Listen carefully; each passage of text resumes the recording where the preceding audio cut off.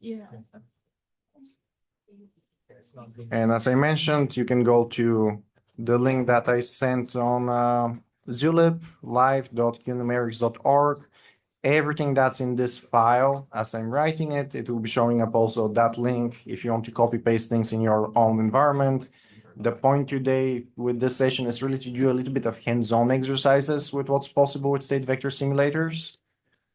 So you going along and doing it as I'm doing it is probably a pretty good idea to really internalize the various capabilities that we're describing.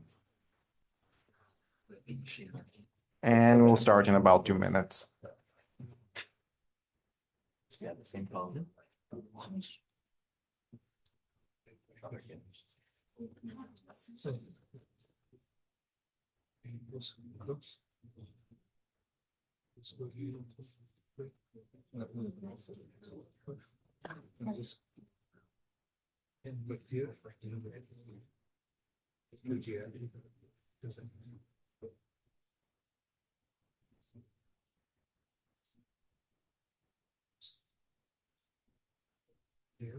Automatically.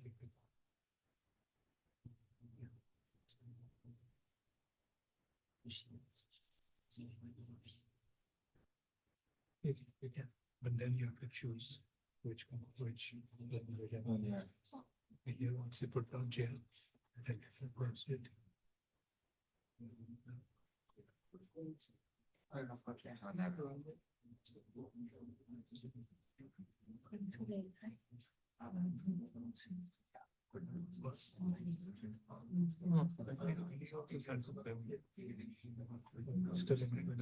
Yeah.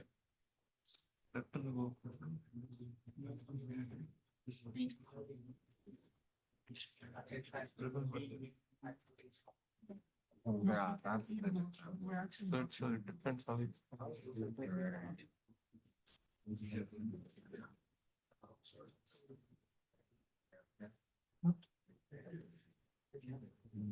Okay, let's start. So for the next 2 hours, we'll be doing a few hands-on exercises. Again, in state vector simulations. The morning and the first half of this session today, you guys were really focusing on how do you write such a simulator? What are the various kernels that you know how to write, that you need to know how to write in order for the state vector simulation to be fast. And the focus was to a great extent specifically on qubits. That was particularly useful because it simplified a lot of the index manipulation because everything is a power of 2.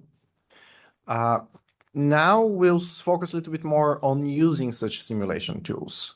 I will be using a specific one, QuantumOptics. I kind of like it, but there are many tools in this of this type that you can use. In Python, a particularly good tool is Qtip. It's a very old tool, but really battle tested. A lot of PhDs in AMO physics happen thanks to that tool. There's also Dynamics, which is built on top of JAX. It's particularly convenient as a domain-specific language in Python. Doesn't really interoperate with a lot of the rest of the Python ecosystem well, but it's really good too if you're specifically focused on high-performance linear algebra simulations for state vectors. In the Julia ecosystem, QuantumOptics is one of the popular ones, and then there's also Quantum Toolbox, which is kind of trying to be a clone of Qtip and has a very similar API. I want to stress that I'm describing tools that are kind of focused on modeling the analog physics. They're not restricted to just qubits, and they're not restricted to gates.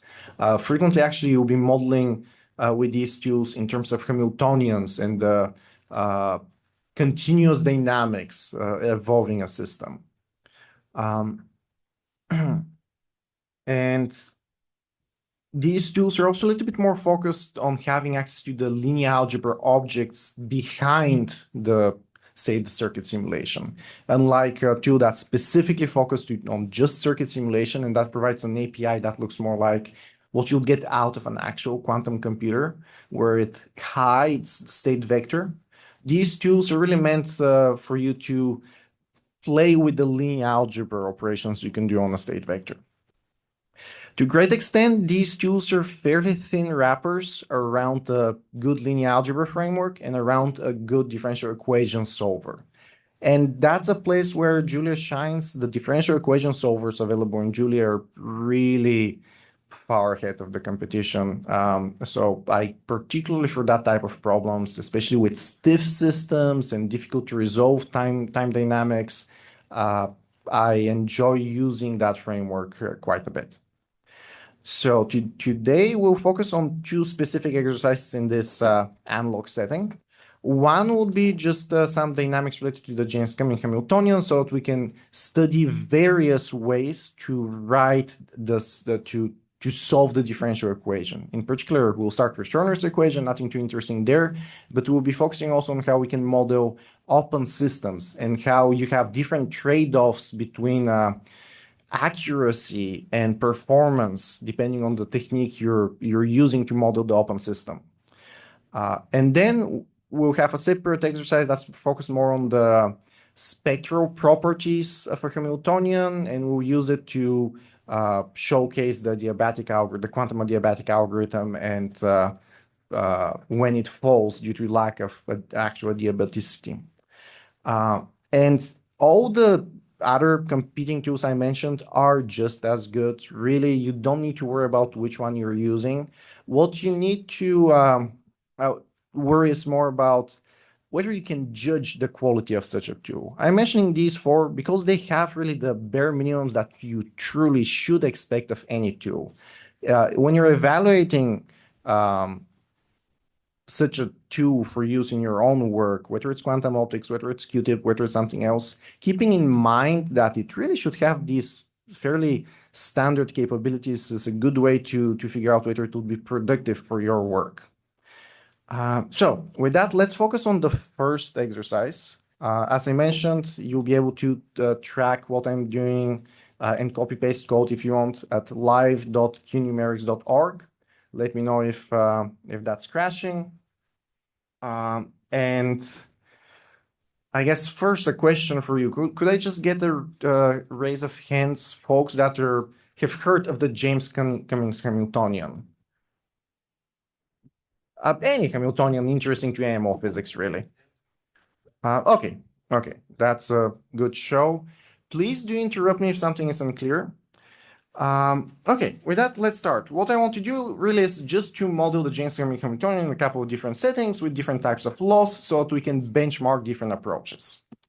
Well, the first thing in any of these tools will be to define the Hilbert space I'll be working on, especially given that we're not working just with qubits, where it's very easy to just index by the fixed dimension. Each qubit space is dimension 2. Here we need to be a bit more careful to actually specify the dimensionality of our system.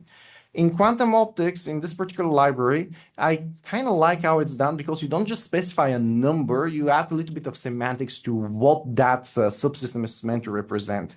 So we start by defining a few bases. A basis for the spin, for the qubit that will be interacting with our cavity.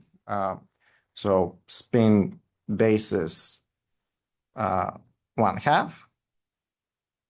And we'll have a basis for the Fock space in which we'll be working, Fock basis. And now we need to pick a cutoff, the size of the Fock basis.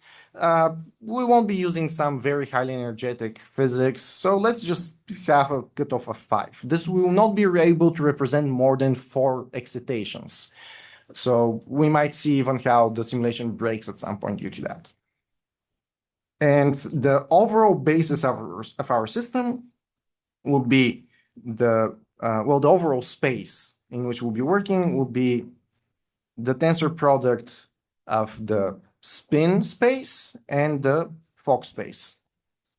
And this really just, in any one of these tools, you have some setup like that that lets you know in what space are you going to work. And I'll just copy paste a couple more things so that you don't just look at me typing things. I would define now the operators that I care about in this system. If we have the Jaynes-Cummings Hamiltonian, we want to have some coupling between the spin system and the cavity. So let's just define excitation and the annihilation operators for both of the systems in which we'll be working. So I just copy pasted this. What do we have here? We have the sigma minus operator for the spin basis, tensor product, the identity operator for the Fock basis. So this will be an operator that acts on the system as a whole, but what it's doing is that it's removing an excitation from the spin. Same thing for the sigma plus operator that will be adding an excitation, and then the annihilation operator for the cavity. And let's actually run these. I personally prefer to work in something like VS Code and have on one side the code I'm working with, and interactively to use the built-in terminal repo, Julia repo, so that without having to copy paste to some place where I'm running the code, I can have the repo run a specific small piece of the code I'm working with. I prefer this workflow more than notebooks, but if you're working in a notebook, same thing, you can just copy paste it. So in this particular setup, if I press Control Enter, the piece of code that I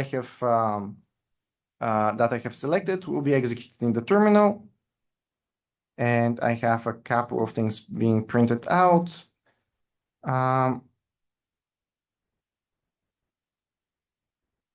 For an operator, you can see how it gives you the dimension of the operator, 12 by 12, because we have 6 dimensions for the Fock basis and 2 dimensions for the spin basis.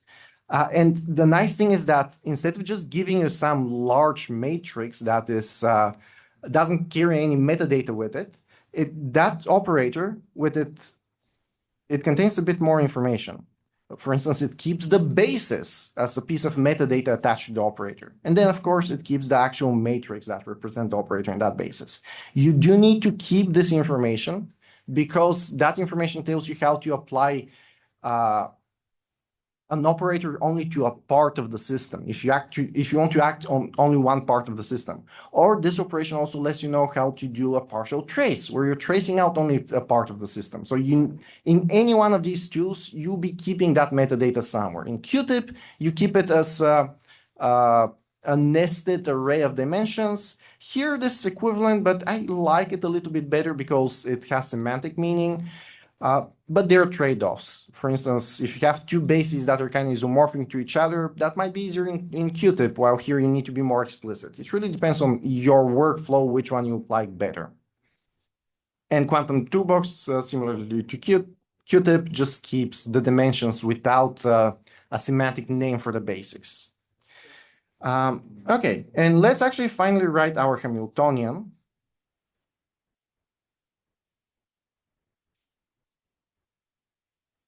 We will have some coupling strength. I'm leaving it here at the set 1, but just so we have some level of generality. And what do we have in this Hamiltonian? We have a destruction of a photon leading to a creation of an excitation in the 2-level system. And we have a creation of a photon being related to the destruction of an excitation in the 2-level system.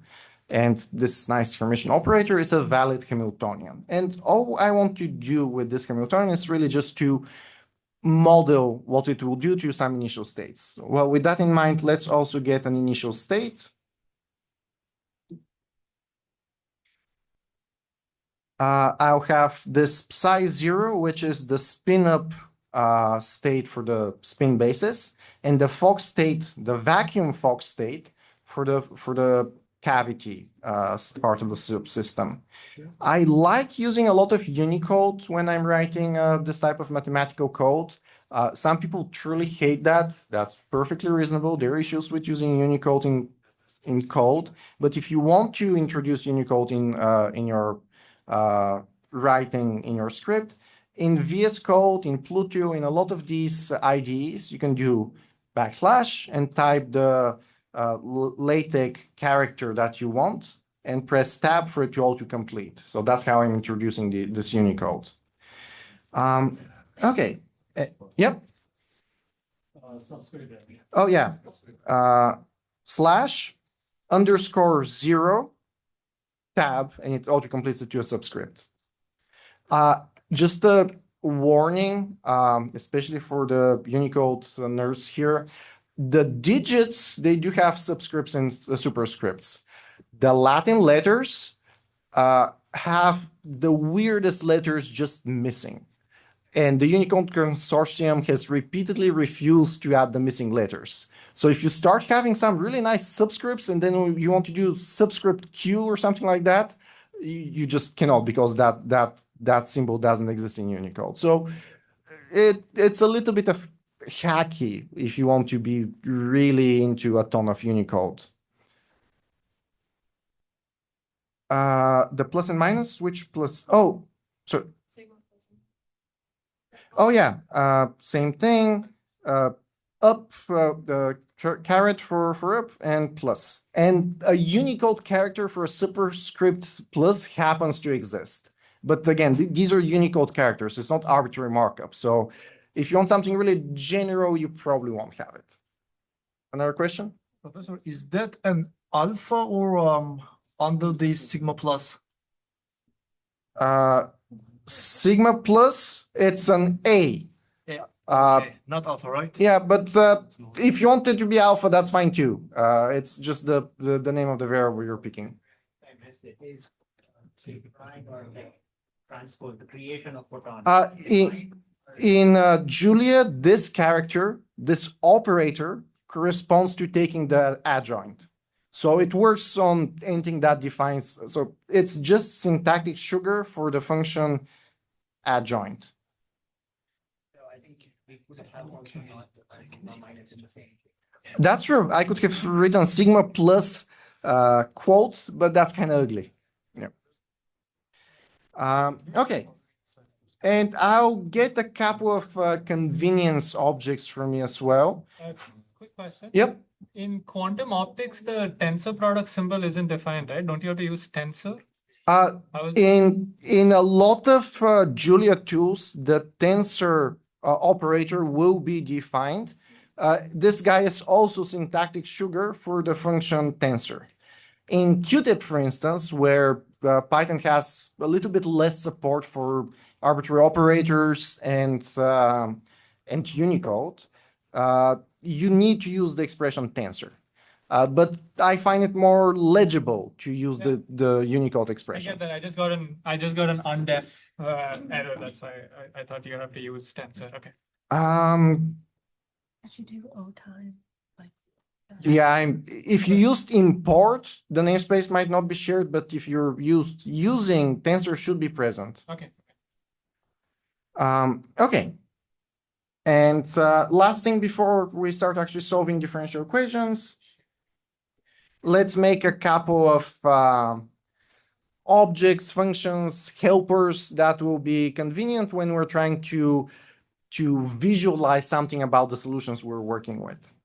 So I'll have this projector on the excited state. This is one way to write it. If you happen to know the algebra of these guys, this is basically the number operator for the two-level system. You can write them in different fashions. But again, this is just the projector on the excited state of the system, of the two-level system. And then for my own convenience, I'm defining this function pop to get the population of a ket and the population of a density matrix, so that I can use the function pop no matter whether I'm working with something that came out of the Schrödinger equation solver or something that came out of the master equation solver that can deal with more general open system dynamics. So all of this is shared on live.QNumerics.org, and just making sure that I have actually executed all of this. It's been executed. And now we'll start actually solving these differential equations. We want to see how this state evolves under this Hamiltonian. That's all. And for the moment, we're just sticking to unitary dynamics. There is no loss, no coupling to the environment. And it's just Schrödinger's equation. In any one of these simulators, you have some object that lets you access the Schrödinger equation. In this particular one, we specify the time span over which we want solutions from 0 time units to 10 time units. And we call the Schrödinger function with the time span, the initial state, and the Hamiltonian, and it outputs the time span. Again, I don't need to get it again, so I just put an underscore as a placeholder to just not care about that part of the output. And psi as a function of t, it gives us an array. In the Julia differential equations ecosystem, you can actually get really high quality continuous interpolators. If you're doing some fancy differential integral equations over the state, Nakajima-Zwanzig dynamics, non-Markovian dynamics, you might want to have this interpolator. It's easy to access. But for the more interested to the more simple API that's really available in any one of those tools where you just get the time, the states at the given times. So let's just run this and make a plot with it. Well, first let's get the populations. So what I'm doing here is I'm getting the populations, out of the projector on the excited state, the population of the excited state for the Schrödinger solver by broadcasting the pop function. This dot corresponds to broadcast, implicitly calling it on every single element of psi t. And this will just give me the populations as a function of time. You can see it's a vector of 201 elements because I asked for 201 points in time, a vector of floats where we see that we start at population 1 and then we end at some arbitrary population. Let's actually make a plot out of this. I'll just copy a little bit of boilerplate for a pretty plot done with Mackie. Okay, because it's reasonably legible. And I'll just execute this.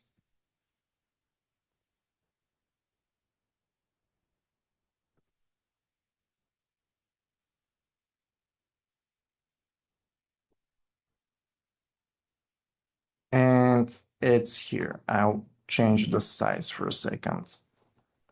Nothing too interesting. The population jumps between the qubit, the two-level system, and the cavity. And we can see the period fit. This is pretty straightforward to calculate analytically as well. Any questions up to here? Okay, so let's do something slightly more interesting now. Let's talk how we're going to deal with open dynamics, open system dynamics, where we have loss. Who here has heard of the Lindblad master equation before? Okay. The one thing I want to get out of this exercise really is that you probably should never use the Lindblad master equation if you want high performance. It's a convenient way to get the density matrix as a function of time, but it's very unreasonably expensive method to do it. So for the rest of the exercise, we'll just quickly compare the Lindblad master equation method versus the Monte Carlo trajectories method. And we'll discuss why you probably always should use the Monte Carlo trajectory method unless you have a very good reason not to. And then we can also maybe play a little bit with semi-analytic numeric tricks that you can use with the master equation, with the Monte Carlo trajectories method that makes the simulation even cheaper. Okay. So I'll move the code for plotting lower in the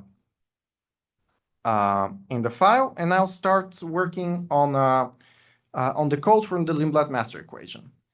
And here, well, we need to introduce our loss operator.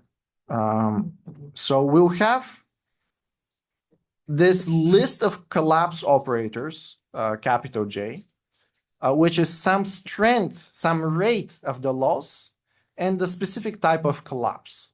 This is a very common type of loss. This is amplitude loss. This is really T1 noise. If you have higher kappa, the exponential decay would be faster. If you have lower kappa, the exponential decay would be slower. And we just just so that everyone is on the same page, what's happening here is that we want to model the fact that the cavity is coupled to the environment. The cavity is not just coupled to the qubit, but there's actually also some beam splitter Hamiltonian between the cavity and just the universe around it. But we don't want to model the universe because the universe has too many degrees of freedom, and things are exponentially expensive in terms of the degrees of freedom. So we want to implicitly trace over the universe to marginalize with respect to the universe. We won't have a pure state anymore. It would have been a pure state if we were tracking the universe together with the cavity, but we are specifically tracing over the universe, marginalizing over the universe, so that we don't have a probability distribution that contains information about correlations with the universe. That leads our pure state to be now a mixture of pure states, depending on what the universe has measured about the cavity. And the Lindblad master equation kind of short circuits this tracing out the universe. One way to hack around something that's similar to the Lindblad master equation is to evolve the Schrödinger equation, including the universe for one time step, then trace out the universe, then evolve the Schrödinger master equation with the universe again for another time step and trace over the universe. But the partial trace operation is expensive even if the universe is not large, and the universe is large, so you don't want to model it explicitly. So people usually analytically derive what this collapse operator would be, and basically the Schrödinger equation just gets a new extra term corresponding to this partial trace with respect to the universe done at each time step. And for our purposes here, we don't care about what the equation looks exactly. We'll be just solving it numerically. We just need to provide the information necessary for modeling that equation. So the same way we had time evolution dot Schrödinger for solving something that involves only an initial state and a Hamiltonian, now we have something that involves this extra piece of dynamics. Internally, the proper equation is built up. We don't care about its exact form, and we'll just solve this. And similarly to the previous time, we'll get the population as a function of time.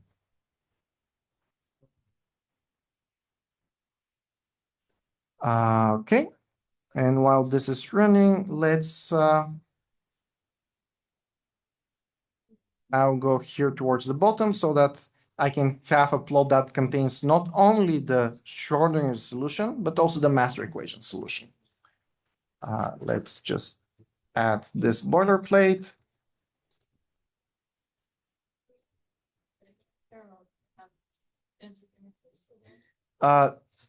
It will have to be for a density matrix, but the master equation function automatically promotes this guy into a density matrix. So this rho T now is this rho T here is a list, a vector of density matrices.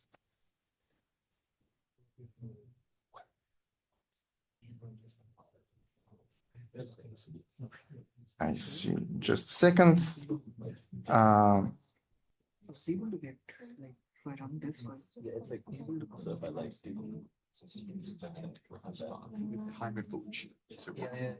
but I couldn't get any results. I don't know. This is 1.12, Julia 1.12, with just the latest version of each one of these.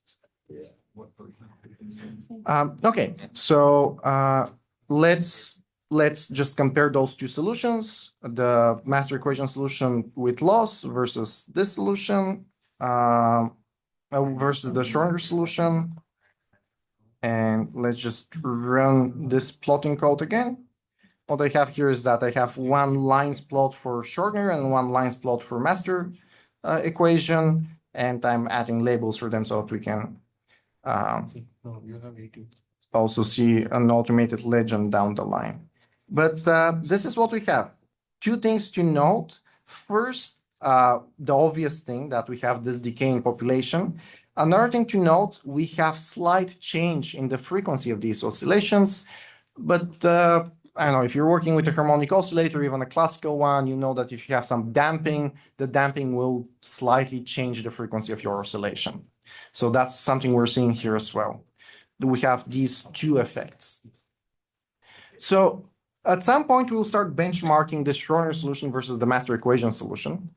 Let's first look at other techniques that might not be as immediately intuitive, but that give you much better performance and much down the line, actually much easier ways to simulate this. There's a question? Real fast, could you show what version of differential equations you're running? There's an error with the latest.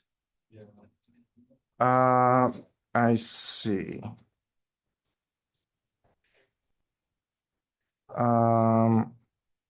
Differential equations is not even in, it's a deep.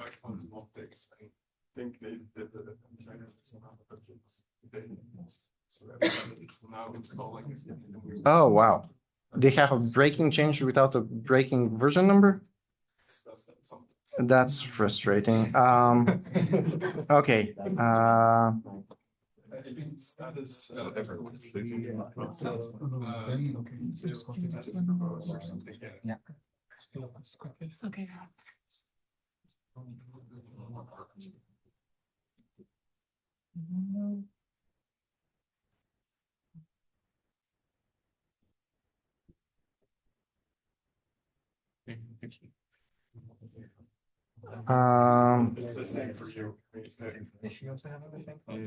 Do you happen to know how to get the verbose info?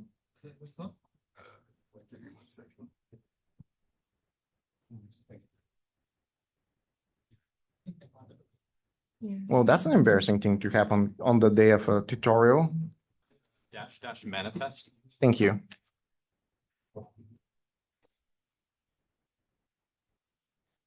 So we want differential equations, right? Yes.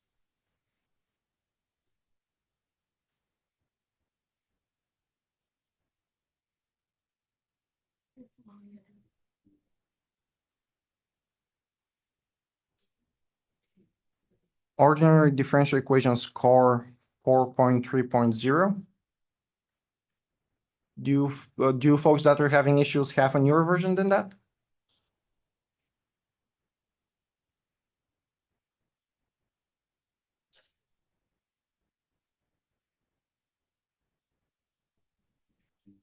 I've got 4.3.0, which you have 4.3 just manifest. Yeah, 4.3.0. Maybe it's SIML base. I have 3.210. I've got 3.22.0. Okay, so people that are having an issue, could you do the following? Do add SciML base, add version. What did I have here? It's 3.21.0, I think. 3.21.0. This should bring you to the version of this library from yesterday before someone broke it today. And could you just double check on someone who has the issue whether it was fixed? Yes. And I even ran it last night to make sure that it would be working correctly for you guys.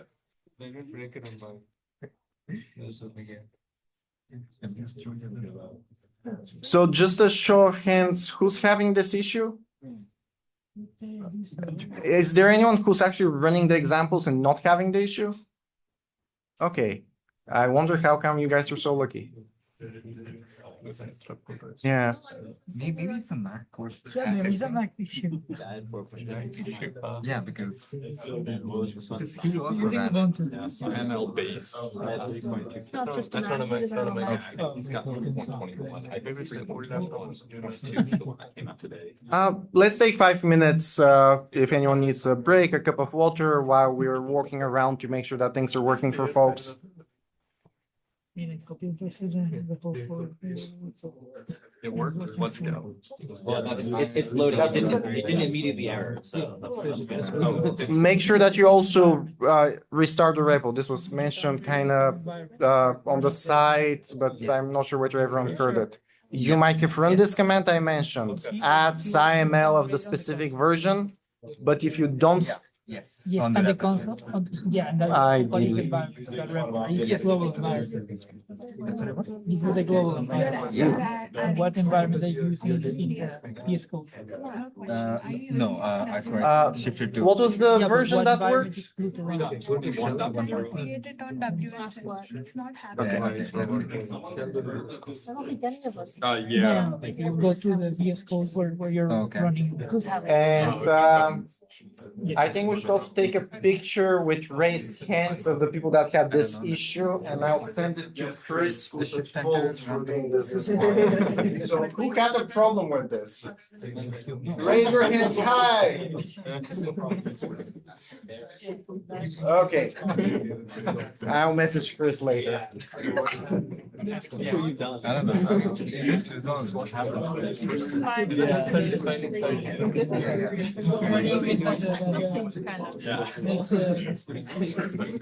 We'll continue in a couple of minutes, just making sure that everyone has it working. We'll continue in 2 minutes at 35 past the hour. Can you go to the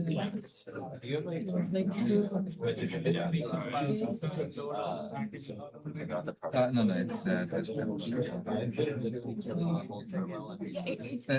so this is kind of I've changed it because You're used to a lot of it. So can I get I just installed the okay? I think I will not use the VS Code. Yeah, I just use it on. Control and Can I create something like from the? I just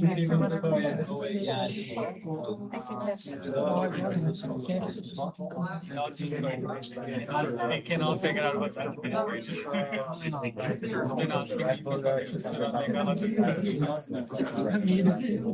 It's funny how the I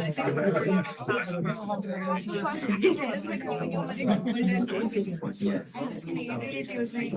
I thought I created it in WS. See, okay, I'm sure. Showing that it is in.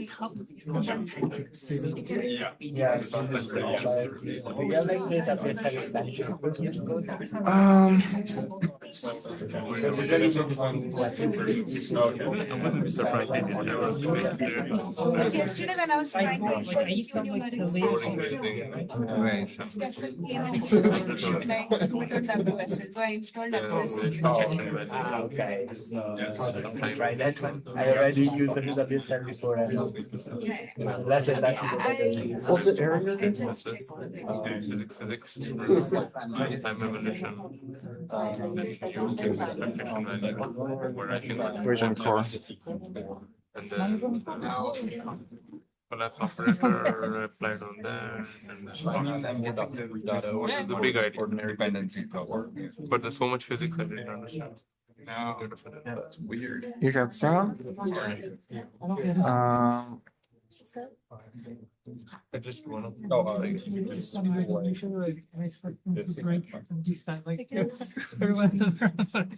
I mean, you can look for that field and see if there's a change log where somebody removes it.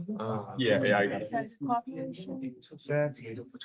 I mean, that would help, but that would also take a little bit of time. I just want to see whether there's something simpler. What about ordinary difficult differentiation? You can do like with 10%, you can go on that. No problem.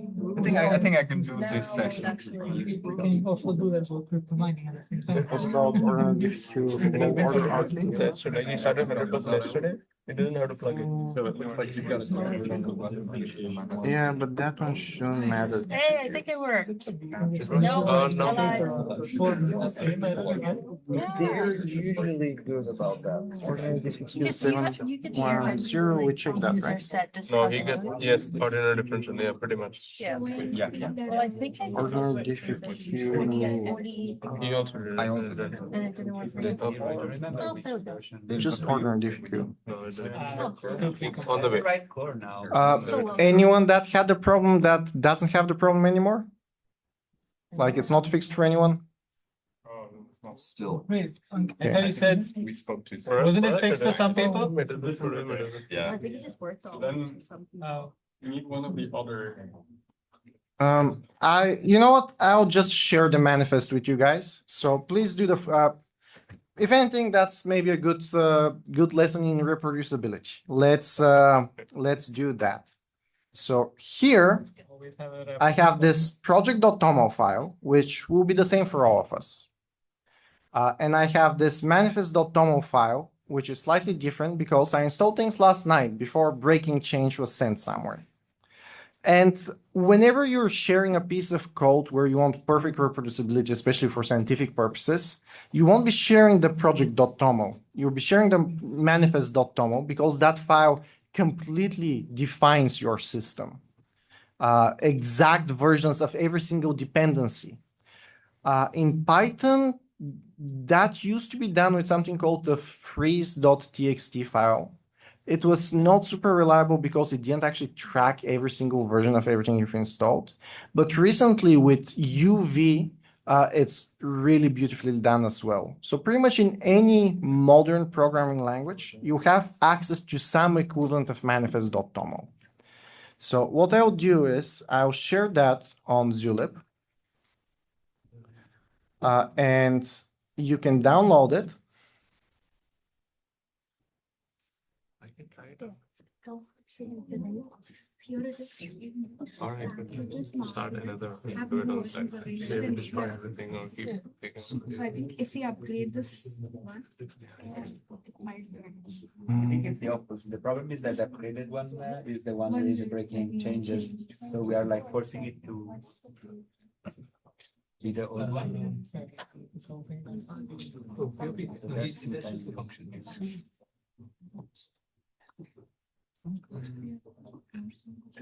There are questions and if you have the right Diabatic. You can download now manifest.toml from Zulip, put it inside of the same folder, close the Julia repo, start a new repo, go to package mode, make sure that that actual environment is loaded, and you instantiate. And this will see that there is a manifest.toml file in that folder, and it will compile specifically for the versions that are available there. And I'll be very careful not to type update because that would ruin my environment too. I'll do that tonight so that I have issue to post for Chris. Where you're running the. And let's take another couple of minutes just to make sure that things work for folks. Right. But so if I can do. Yeah, but I mean, you're still running. On the backend manager, after we copied the manifest, what's the procedure to? You close the repo, you start a new repo, you go to package manager, to the package manager, you make sure that you're in the correct folder, for instance, by doing status, and then you do instantiate.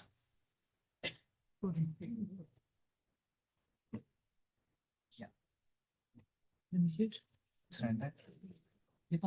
Oh, okay. For me, this wouldn't do anything.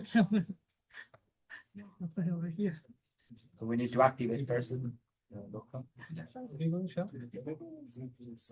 your console. I think I copied the manifest, we probably already have like.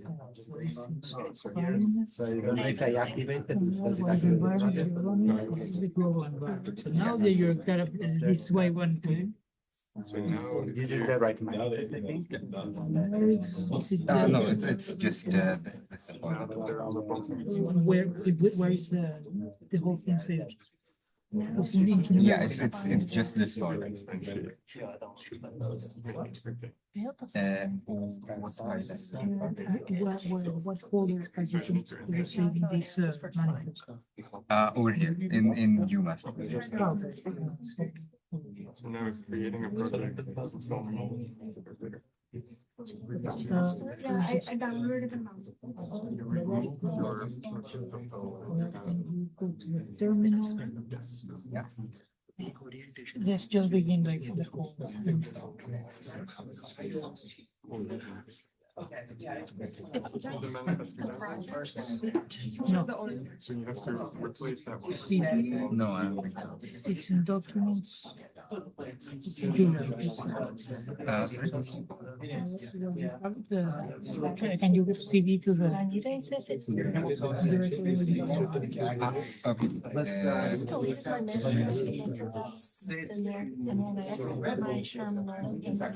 Open it back down. So what I did was I copied.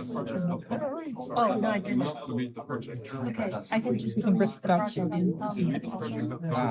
So Make sure the manifest of here types. Package. that will.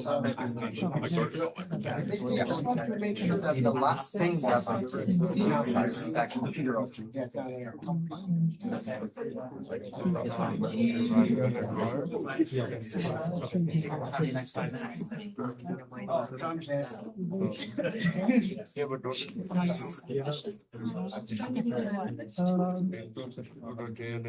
Anyone who had the issue for whom the issue is now resolved?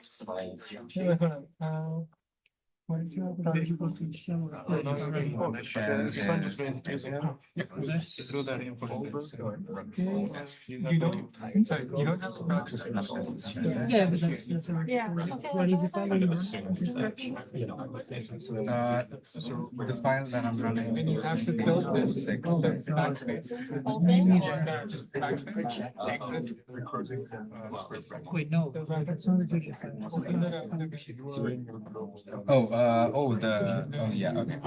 Oh, but you didn't put it on the, put it on the, you copy the code. Make sure that you see the, okay. So I can create this. So we're back to package mode.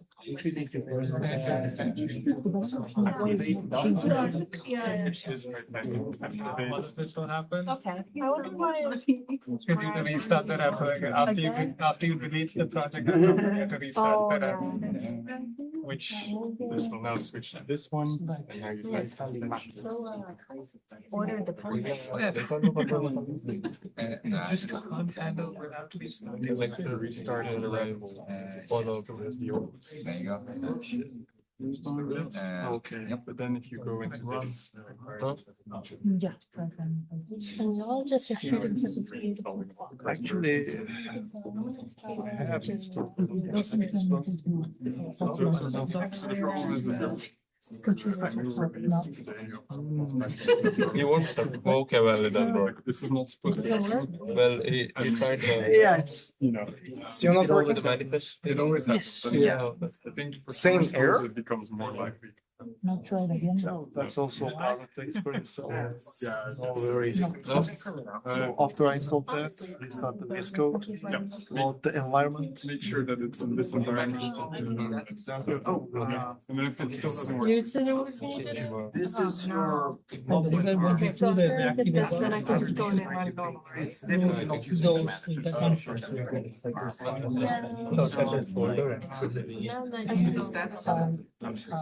I think. Yeah, so there's And then something it's gonna take a installed long here. We want to activate the specific environment. So you activate dump. In the package. Yeah. Space. With this. Space. Yeah. Now we precompile. Instantiate those words. It doesn't work. Oh, I see. It changed to, yeah. Seems better.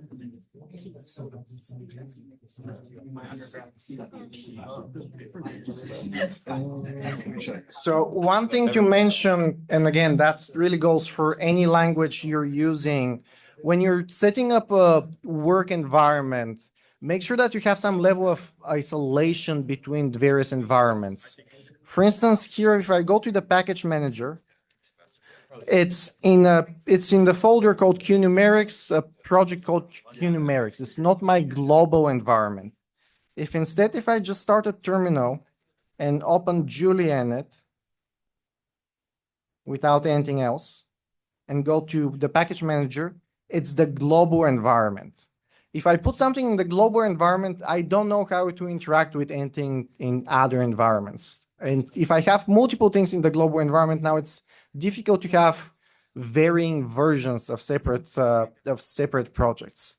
In Julia, you can have a separate environment by having a project.toml file, and in whatever folder you are by doing activate dot being the current folder.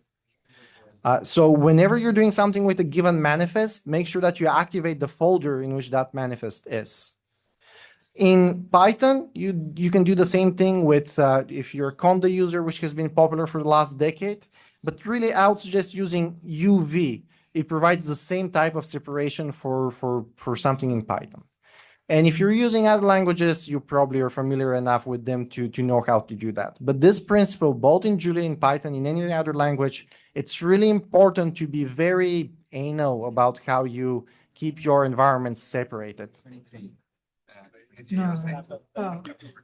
So here, when I said that you need to do instantiate or precompile, you need to make sure that you are working with the specific project. So at this point, I'll continue with the actual exercise, but please, in a couple of minutes, the folks that are having the issue, if you can give me a thumbs up or a thumbs down, whether it was fixed or not, as you're working with the manifest. So, any questions up to here before we continue? So we had the setup with the Schrödinger equation, we had the setup with the master equation. So finally, let's do something interesting. Let's do the Monte Carlo simulation. Well, before the Monte Carlo simulation, let's actually look through how this type of simulation works. We'll run again the Schrödinger equation, but with a Hamiltonian that's not Hermitian. So a Hamiltonian that will be changing the norm of our vector. So let me again just copy paste an already available piece of code for that.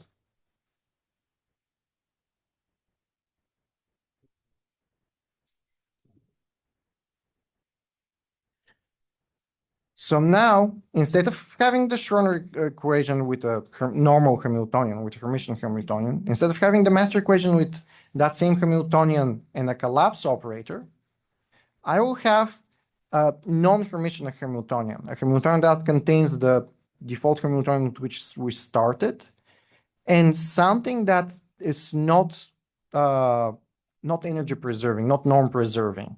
We'll have a term that corresponds to the collapse operator squared, basically. And this term will be causing loss of in our overall norm.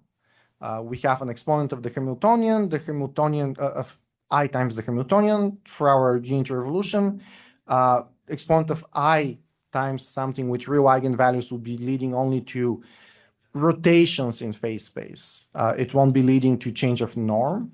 But now it's an exponent of something that also has a negative real component. And that negative real component will lead to drop in our overall norm.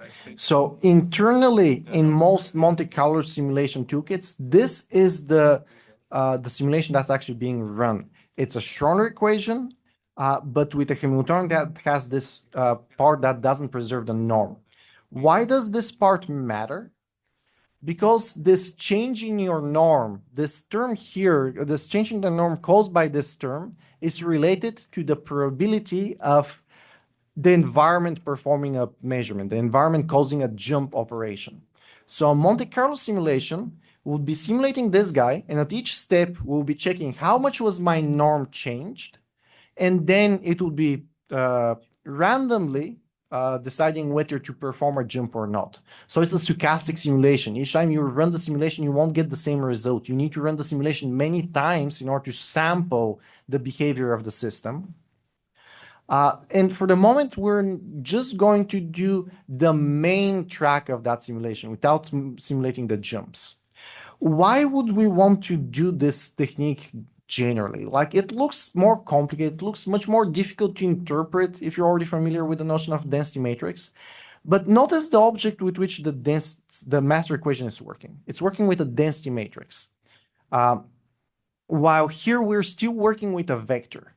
The density matrix is quadratically more expensive to work with than the vector.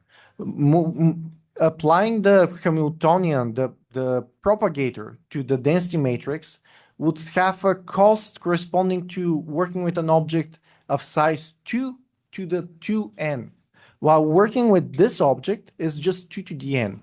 It's drastically faster to work with this in this format. Sure, you need to run the simulation multiple times, but you almost never have to run it so often that it's actually worthwhile to use the density matrix simulation. So this guy, we expect it will be much faster. So let's, that was it, it's simulated, and let's add it to the plot. Okay. I'm adding a line to the plot for P non-Hermitian. And I also, let's actually start plotting the legend axis, axis. And fig at the bottom to make sure that the figure actually gets rendered. So let me get this here.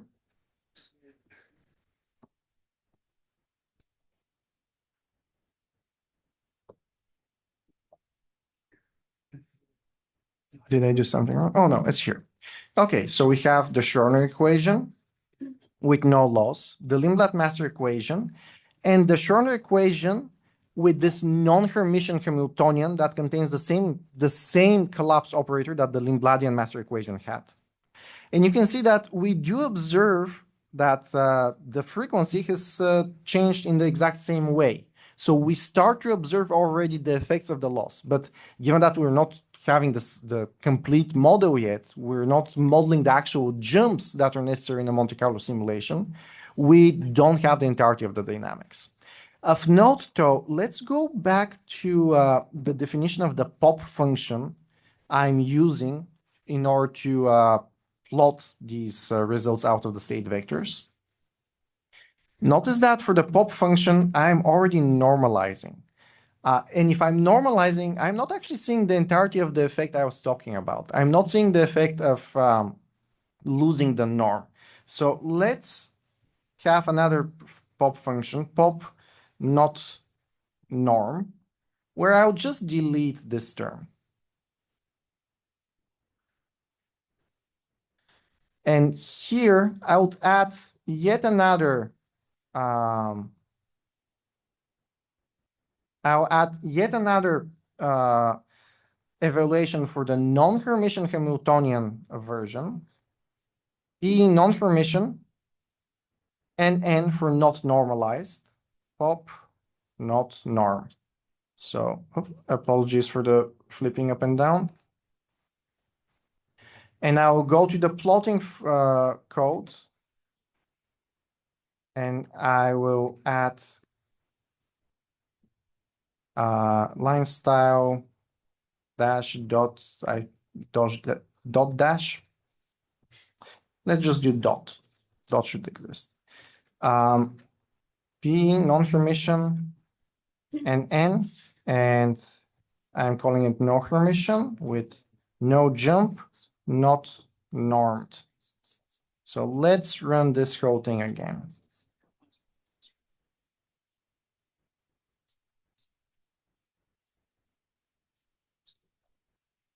So I don't think it's visible on the screen because the purple dots are pretty small. I'll change the color to color equals black. This might be a bit more visible. Yeah, now it's a bit more visible. You see these black dots that appeared on top of the Lindblad master equation plot? For such a simple Hamiltonian with such a simple loss, this is actually already enough to completely reproduce the population. It's not proper because you're not guaranteed that this method will be correct in any such situation. You would need to do the analysis that proves you that this method is sufficient. But here, simply setting up our ket to have a norm corresponding to the chance for loss is enough to skip the full density matrix simulation. This is because for this particular simulation, there's no other branch for the density matrix. Everything else is just the vacuum, so nothing interesting is happening. This won't be the case in general. So we'll also need to discuss what you do in general, where the jump is not into the vacuum. But I want to stress how we don't need to do the full density matrix simulation to get useful information. This trick with the non-Hermitian Hamiltonian is probably one of the most important things to remember if you're going to ever do analog quantum simulations. If it's the one thing you remember from talking about state vectors, this is probably it. Let's discuss a little bit more why this is so valuable. Let's go back to the code we're running in order to run the simulation, and let's time it this time. So I have the Schrödinger evolution with the non-Hermitian Hamiltonian, and I'll just do a timing run for it. Yep. Hamiltonian that we have, is it a mathematical trick? It's a phenomenon like physical system.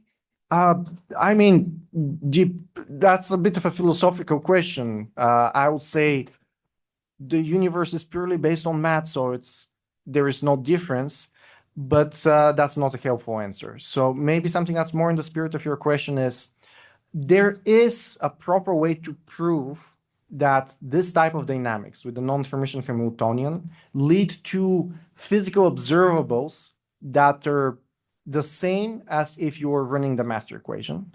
And then there's also a mathematical way to prove that the master equation is the same as the truly fundamental physical thing, which is that you have a universe governed by Schrödinger's equation, and then you need to track the fact that you're tracing out most of the universe because you're focusing only on your subsystem. These three different approaches are mathematically equivalent to one another, as long as a bunch of very reasonable assumptions about the speed of the dynamics are fulfilled. So yes, this is mathematically very rigorous, and there are textbooks that have the proof that one of these methods is equivalent to the other method. I would mention though, in those textbooks, they frequently don't focus on talking about just simulating the main trajectory, the trajectory without jumps. What I want to convey to you is that, especially if you're doing this hands-on numerical modeling, this main trajectory is itself very valuable. What do we have now that we have simulated this object? We have first the probability for staying on the main trajectory, and we have the main trajectory itself. So we know that the overall state of our system will be the density matrix corresponding to this plus something else. And if we know that the norm hasn't changed much, that something else is a second order effect. This is extremely valuable trick here because you actually even skip the complete Monte Carlo simulation. You're running one single simulation, one single trajectory, and you're already extracting so much information out of that, especially in situations in which your collapse operator is not particularly strong, which is usually what we study when we're talking about error correction. We're studying the situation in which the error rate is under some threshold. So if you use this method, you will be drastically faster in getting valuable results, results that are also analytically tractable. Solving Lindblad's equation analytically is pretty difficult, Solving Schrödinger's equation with a non-Hermitian Hamiltonian for which the weight of this J term is small is frequently analytically very easy. So both numerically and analytically, tracking the main trajectory in a Monte Carlo trajectory setup is extremely valuable. Okay, and I wanted to show why numerically that's the case. Well, let's see how what's the apologies, I'm moving a little bit. All I did is I added add time in front of my dot Schrödinger with the non-Hermitian Hamiltonian, and I added the semicolon at the end so that I don't print the result of the simulation. I want to print only the result of the add time. And this takes 0.3 milliseconds. Let's do the same thing with the master equation. Add time, and I'm adding a semicolon at the end. This takes about 10 times longer, and this for a relatively small system. This will become way more important as you're growing the size of your system. There's a question? I was going to ask, for the non-Hermitian Hamiltonian, can you get the coherences, or it's only just the populations? You get everything for the main trajectory. So this object here I'm getting from this psi t, this is the correct state that the system will be in without any caveats in the branch of the universe in which there is no jump caused by the environment. And on its own, that's not particularly useful. But the norm of this object is the probability that you're in that branch. Now that you have both the probability to be in that branch and the exact state in that branch, complete state vector for that state, not just population, phases, everything related to that state, you get a ton of useful information out of this, especially in the situation in which the norm of this guy stays close to 1, which is almost always the case if you're modeling quantum hardware that's meant to be deployable, because the error rates are supposed to be small in that type of hardware. That type of hardware simply won't be error correctable if the error rates are high. So it's a given that if the hardware is worth simulating, you will be in that parameter regime. Yep. There's a time scale associated with that, though, because even if the norm is small, the change from 1 is small, it's going to be decreasing with time, right? Because of the non-Hermitian relation. Yes, that's what we're seeing here. So actually, let's speak a little bit more in detail why the two curves, the Lindblad master equation curve for the population and the non-Hermitian curve for the population, are the same. Well, the Lindblad master equation is a density matrix which contains a term corresponding to probability to be in the no jump state times a projector on the no jump state, plus probability to be in something else. For this particular dynamics, the something else happens to have no population in the excited state, while the non-Hermitian, not normalized line here is the probability to be in the no jump state times the population computed from the ket corresponding to the no jump state. Because we are neglecting a term that has zero population anyway, this approximation, the dashed line, the dotted line, and the orange line are the same. There will be difference in general here, difference related to what are we skipping in the non-Hermitian not normed case. In the case, in this particular situation, we're disregarding a term that doesn't have any population in the exact state anyway. So the approximation and the exact solution are exactly the same. And related to what you're actually saying, we see the norm going down. The dotted line is actually, let's just plot only that. Let's plot the norm of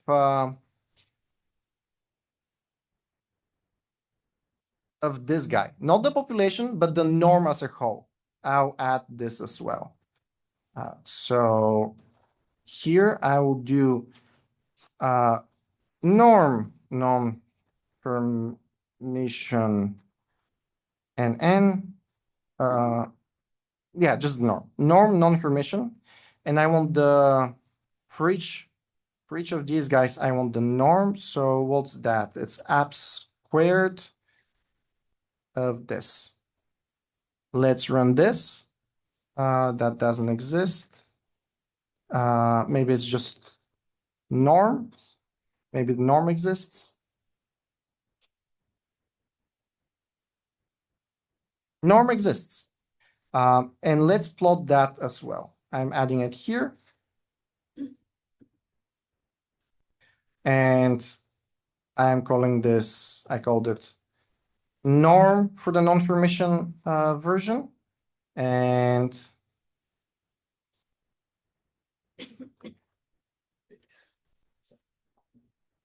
let's run this whole thing again. And you can see the overall norm of our state. So if you multiply this dotted line with the dashed cyan line, you will get the black dotted line at the bottom that is tracking the Lindblad master equation. And actually, this is interesting. Notice how we don't have uniform decrease, because only when we have a lot of population in the cavity is capable of leaking. So this big slope here is when we don't have population in the qubit, when all the population is the cavity. And notice that when everything is the qubit, we stop the loss. When we go back into the cavity, the loss proceeds. So thanks for suggesting that. This is kind of a cute visual. Questions up to here? Yep.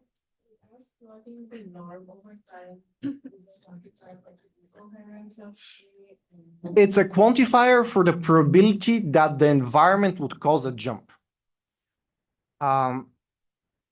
So what I'm trying to convey here is that just by plotting this master trajectory, we're already getting a ton of interesting information. But if we want the to get back to the complete solution, we do need to actually simulate the probability for jumps. We'll need to simulate this, and at each time step, we'll need to check at the value of this black dashed line and run a random chance for a jump, and then apply the jump if that's necessary, and then do it again and again and again, and average over all of these results. So let's do that as well. And again, I'll copy a little bit of boilerplate. We'll have a bunch of trajectories. We'll have, let's start with 50 trajectories. We'll have 50 trajectories, and we'll be running MCWF, Monte Carlo wave function method, which is what I was describing. This computes the non-Hermitian Hamiltonian out of H and J, the collapse operator, and starts with this initial state, does exactly the Schrödinger equation with non-Hermitian Hamiltonian that we described. And it will do it 50 times and trajectory times. And it will store the results in this list. But the important thing is that this function here, and again, you have a function like that in any open systems dynamics package, this function automatically takes care of deciding to model the jump. So let's run it. And here at the end, I also have the sum of over all trajectories divided by the number of trajectories. Notice that this time I'm not storing the entirety of the state of the ket. I'm actually using this f out to compute something out of the state, so that I store a little bit less information. This is just a minor detail related to how this particular library structures this. But f out, this extra argument, is nothing more than some summarizing function that takes our state and returns the population in that state. So let's run this guy.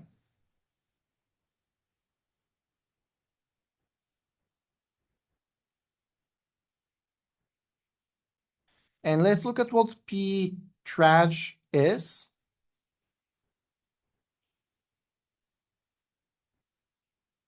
it is a 50 element vector that itself contains vector.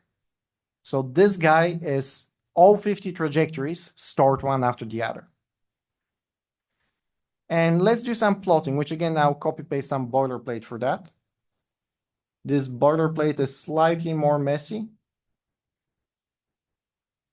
because I actually first, let's plot the average, only the average and nothing else.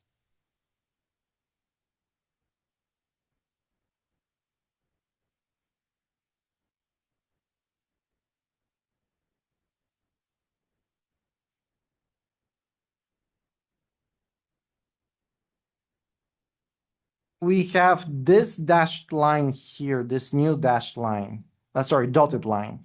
This is our Monte Carlo wave function simulation with 50 jumps. With 50 simulations, and each simulation might itself have a bunch of jumps. But it's just the average. We don't really see the fact that there were multiple different trajectories. I really love plotting the actual trajectories.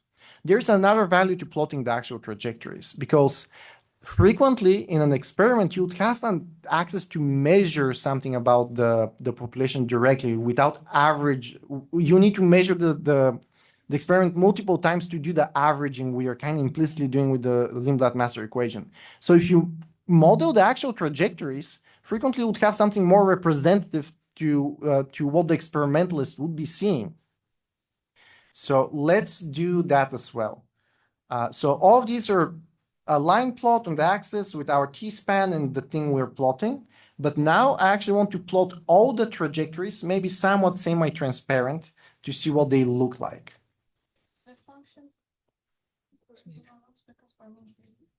Which one doesn't exist? That one is present in many versions of the library, so is it possible? Did you just copy paste from what I shared? It's not a new function, so I'm not sure what the issue is. I'll come help debugging in a little bit. So what I'll do here is I have this for loop that for each one of the trajectories, it will be plotting the trajectory in some semi-transparent gray color. And let's see what the figure looks like in that case.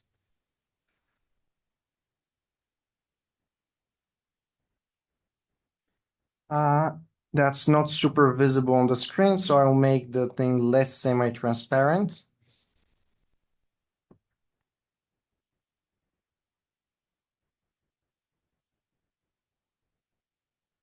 So what do we see here? Every single one of these lines corresponds to these jumps. We start like in any other of these simulations, and we go along the trajectory, and here we have a jump. And it goes to zero because after the jump, after the loss of a photon, we don't have any energy in the system. The population is just zero. When you average over all of these trajectories, that's when you will see the orange line. You can see that the gray goes all the way back up because in that situation, there is just no jump. But here, there's a jump all the way down. Let me hide a bunch of these other curves so that this is a little bit more visible. I'll hide really everything except for the Monte Carlo simulation.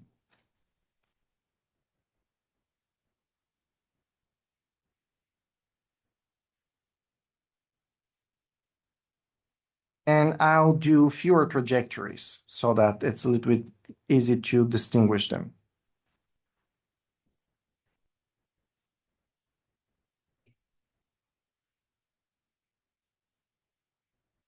So notice how the curve is much darker here because all of the trajectories are on top of each other. And as more and more jumps happen, the curve becomes lighter and lighter because fewer semi-transparent curves are on top of each other. And this bottom curve corresponding to no population in the system becomes darker and darker. And when you take the average of these functions, you will get the decaying oscillating function. And the one thing I want to convey here really is the importance of this method, because frequently a single trajectory gives you a ton of information, and it's orders of magnitude faster than doing the density matrix simulation. And second, even if you need more information than what you can get from a single trajectory, this thing just requires more trajectories, and the noise in the measured result at the end is proportional to 1 over square root the number of trajectories. You get very quick improvement in the precision of your result just by running a few more trajectories, while the cost of the density matrix simulation increases exponentially with the size of the system. This Monte Carlo simulation increases not particularly fast in terms of cost. It increases with respect to the precision you want, while the density matrix simulation gives you perfect precision, but increases exponentially with the size of the system. That's why I'm saying this is the method that you should know exists, and should, if you're ever doing something intricate and advanced where you need performance, you should use this method, not the density matrix method, not the Lindblad master equation. That doesn't mean the Lindblad master equation is not useful. You get way less post-processing and you get the perfect precision result. It's just that it's not really useful if your system is large. So frequently for pedagogical purposes, when I want a quick plot, maybe I would be using the Lindblad master equation for a small system. But for a research project where I want to model barely what would fit on a classical computer, I would be using the Monte Carlo wave function approach. Questions up to here? So any luck with fixing the issue that existed? Yes. If you install diffie base version 7.5.5, it will fix it. Okay, thank you. That's actually really helpful for debugging. You're saying that the breakage came from could you repeat what it was? Diffie base at 7.5.5. 7.5.5. So it got bumped this morning, and the bump calls a field that doesn't exist yet in ordinary diffie. Like they bumped the version of this one before that one. And they bumped it without the breaking change in it? I think so, yeah. Okay. Hopefully by tomorrow I'll have a screenshot of the direct message to Chris to see how he apologizes to you guys for that. And I want to stress, you should have very high expectations of the tools you're using. This Chris created this ecosystem, and he's an amazing programmer, and he's really good about keeping things at high quality. And this is open source software, so it's not like we can go to his house and demand a refund. On the other hand, this is really an incredibly big blunder to make. Sure, the timing didn't work well for me in particular, but there are ways to build software in which this type of blunders don't happen. And it's not like other tools don't have that type of blunders. Everyone gets an issue like that every so often. But on the other hand, experiencing those blunders can inform you how to try to fix them. One last comment I would mention, in these conversations, we're kind of joking about why didn't Chris use a breaking version number? I really hope it was actually Chris, not one of the other folks. I'm using his name, but it's his responsibility anyway. Usually a way to avoid this issue is not to change this to 5.6 or 7.6, which usually by convention, these means I made a change to the library, I added a feature, I fixed the bug, but I didn't introduce a breaking change. The way to avoid this issue from happening would have been if Chris wrote the new version being 8.0. That way, the package manager would have refused to install the new version because the creator of QuantumOptics hasn't said, I have checked, it works with the new version. That's the distinction between the major version number, the higher priority one, which is meant to represent the breakage, and the other version numbers. That's where all these comments were coming from about why was this not done in a non-breaking fashion. Okay, we have another 40 minutes and I want to do something that's related to the adiabatic algorithm. Do you guys need a 5-minute break? That sounds like a no. So who has heard of the adiabatic algorithm? Okay, not many of you. So that will be fun. Let's see whether we can do it in 40 minutes. I will delete the content of the lecture file. If you're copying it from live.qnumerics.org, this is a good time to copy it. I'll start this new lecture. So let's make this small again. Let's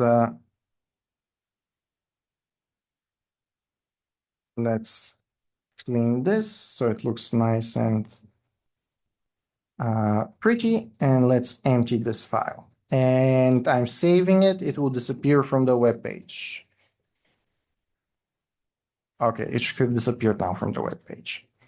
So the adiabatic algorithm is a trick that uses the fact that as you evolve a Hamiltonian, a time-dependent Hamiltonian, if you do it slowly enough, if you could start in a ground state of the Hamiltonian, you will remain in the ground state of the Hamiltonian. So if the ground state of the Hamiltonian encodes the solution of some difficult problem, this is a trick you can use to get the solution basically for free. For instance, your initial Hamiltonian, its ground state is just the mixture of all possible bit strings.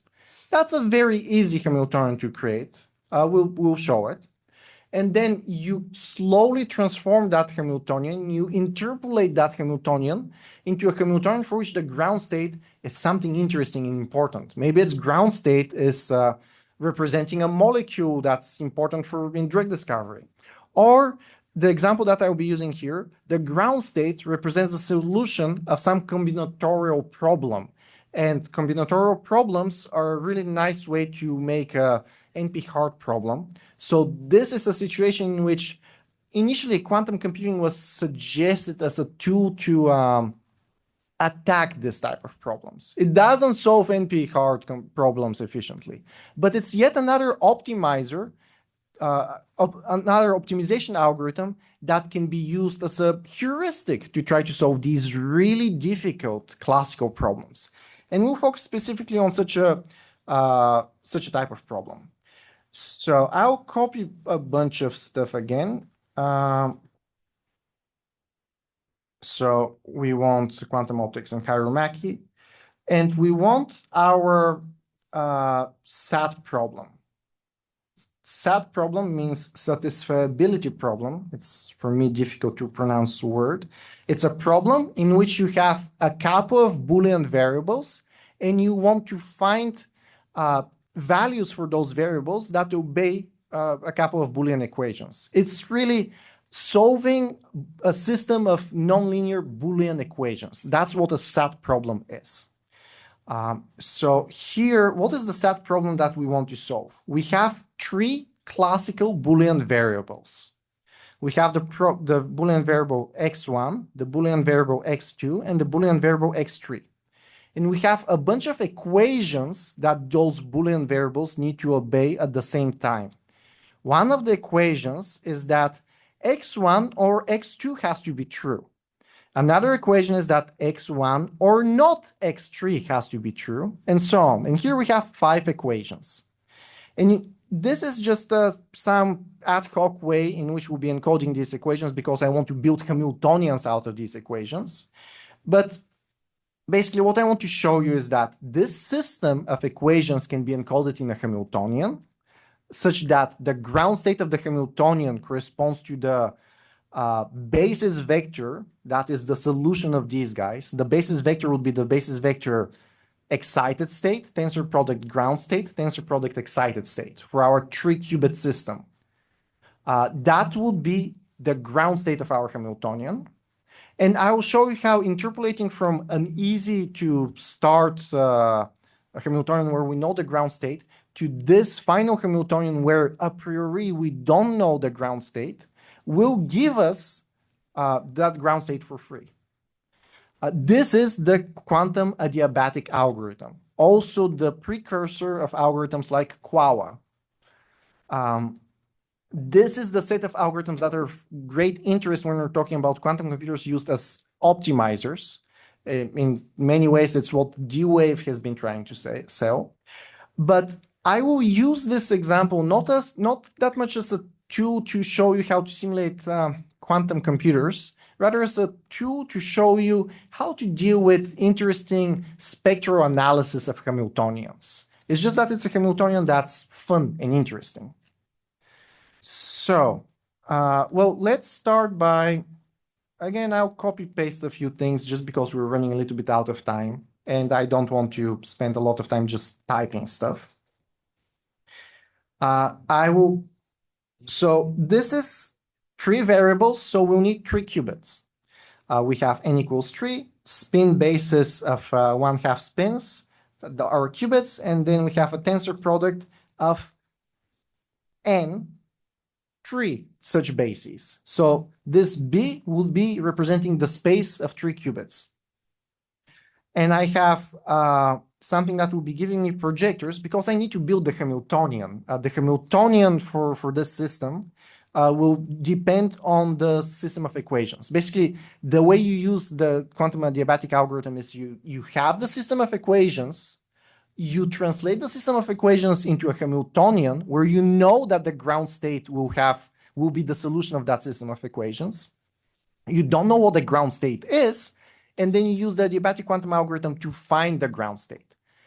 Here I started with a small system, so we do know the ground state, so we'll kind of be able to do verification for ourselves. But if you were to do this on an actual quantum computer, the whole point is that while you don't know what exactly is the ground state, by constructing the Hamiltonian based on the system of equations, you're guaranteeing that the ground state is the solution, the state of interest. So how does this work? Well, our Hamiltonian will be a sum of terms. It will be a sum of 5 terms. And each term will have high energy if the equation is broken and low energy if the equation is obeyed. So basically the energy of our state will correspond to how many of the equations in our system of equations are broken. So if none of them are broken, the energy would be 0. It would be the lowest energy state. So how do we make a Hamiltonian that has this property? Well, for each equation, we make a Hamiltonian, for instance, for this guy that says the energy of the system will be a product of 2 Pauli operators, and they will be high energy if these guys are neither true, and they'll be low energy if they're both true. So we'll basically be using the Z Pauli operator and tensor products of the Z Pauli operator a lot. And here we're kind of skipping a few steps. We're going to use the projector so that we don't have -1 and 1, we just have 0 and 1. Yeah.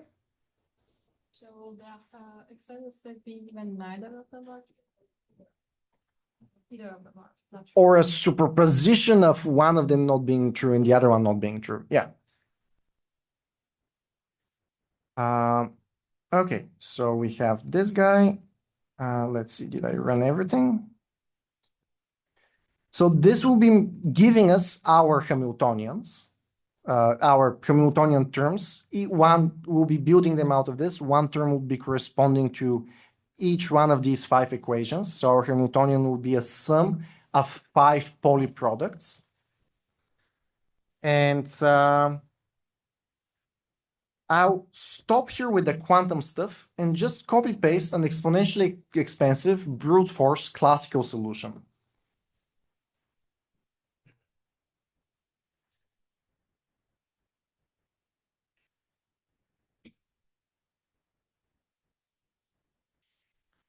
I will just very briefly read through it. So here's the brute force solution. For n in each number from 0 to 2 to the number 2 to the 3 minus 1, so every possible bit string, we'll be getting the binary digits of that number. We'll be checking the value of the Hamiltonian we're talking about. So this is kind of a pretty silly, expensive way to do it, but because it's a simple system, we can do it. And we'll print the state and its energy. So let's just run this guy.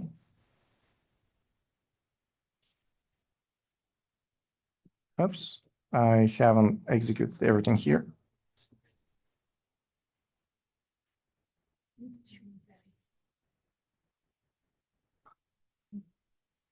So see, for the basis state 0, 0, 0, the energy would be 2, because we had 2 clauses that are violated.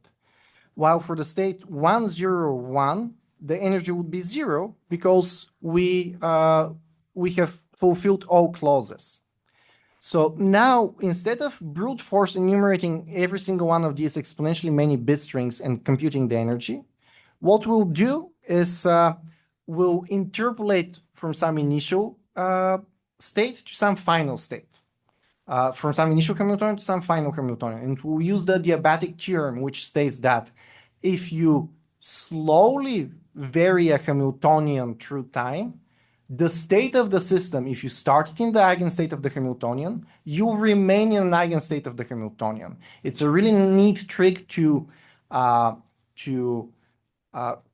basically find an eigenstate of a Hamiltonian in a physical experiment. You start with a Hamiltonian where you know what the eigenstate is, a very easy Hamiltonian, and you slowly change the Hamiltonian. You don't need to worry about the dynamics yourself. You're guaranteed by the Adiabatic theorem that the final state also will be an eigenstate.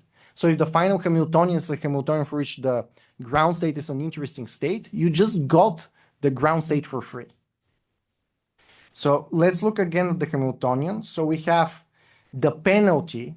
One of the terms, one of the 5 terms will be some product of up and down projectors, depending on the bit in the clause. The reading exactly what this code means is not too important. But basically, it says take the projector on x1's excited state times the projector on x1's excited state. X2's excited state. Here, it's take the projector of x1 excited state times the projector on x3 ground state, and so on. Do 5 such penalty terms, which again, a penalty is just a product of a projector on a down or an up state. And sum them together, where all I'm doing is I'm summing every single one of these Pauli product terms for each of the clauses. So this HP would be a sum of 5 Pauli products. So now that I have all of this, let's actually finally find the ground state of such a Hamiltonian and see whether we're getting what we want.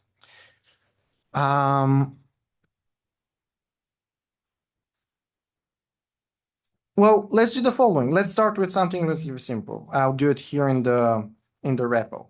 I'll do eigenenergies of HP. I want to see the eigenvalues of that Hamiltonian.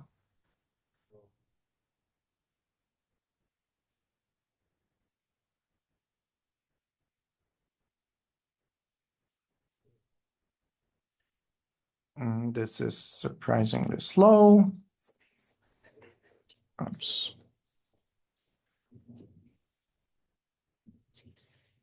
So how would you?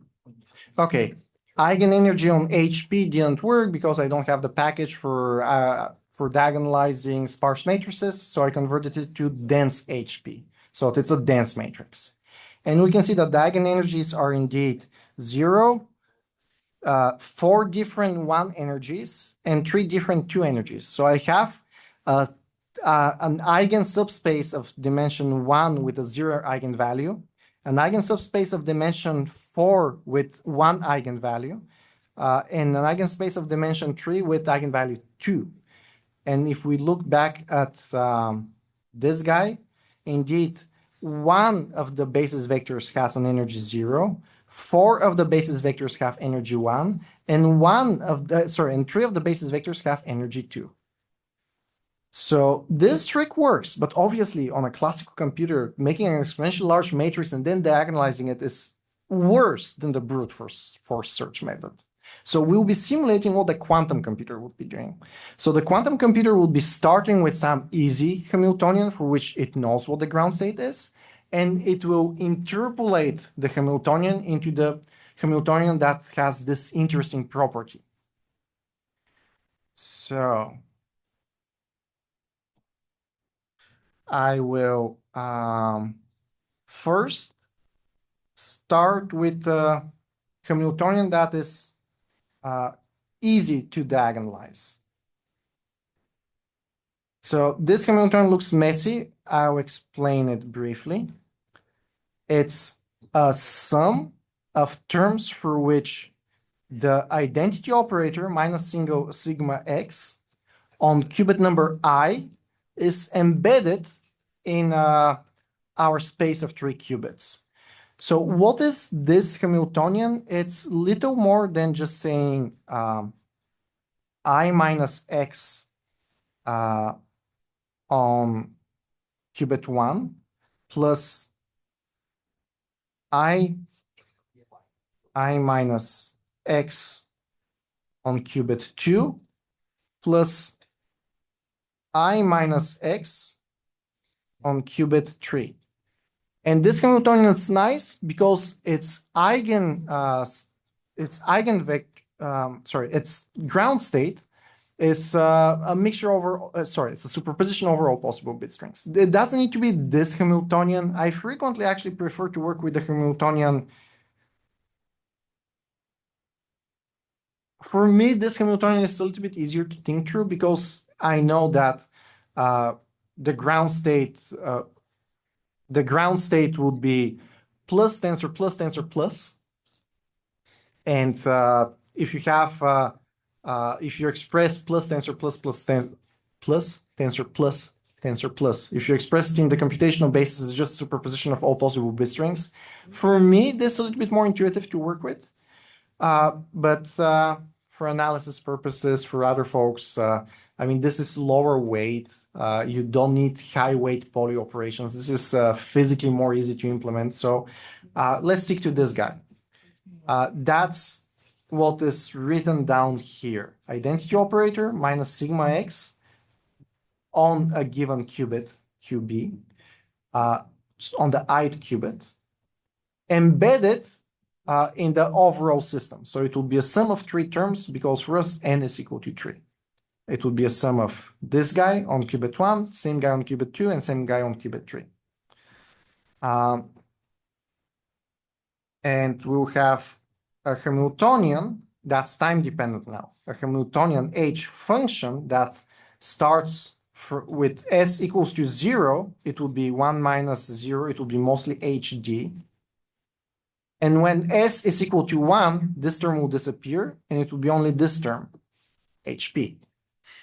So this is our interpolation Hamiltonian that experimentally we need to put in our adiabatic quantum computer. So that we go from an eigenstate that's easy for us to initialize, the eigenstate of HD, and end up with an eigenstate that's really difficult to find, the eigenstate that encodes the solution of the SAT problem. And we'll be running this from s equals to 0 to s equals to 1. SS stands for plural S. So maybe not a great choice of the letter S here. So first thing I want to do is just to manually get the spectrum of that Hamiltonian as a function of time. The quantum computer won't give us the spectrum. This is an exponentially expensive simulation that I'm running on the classical computer. I'm doing that as a kind of an analysis step to figure out for this small system that I can actually simulate on a classical computer, does the adiabatic quantum computer actually work?